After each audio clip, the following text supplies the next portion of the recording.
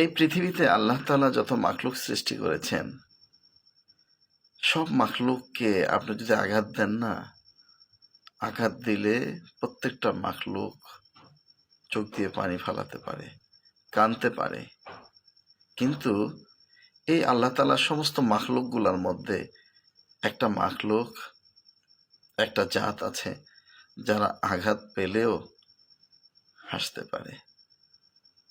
জানতে চাই আপনাদের কাছে, বলতে পারবেন এই জাতটা কারা বা এই প্রাণীটা কোনটা? উত্তরটাও জানিয়ে দিচ্ছি, উত্তরটা হলো মানুষ। কেউ আঘাত পেলে হাসতে পারে না, মানুষ হাসতে পারে।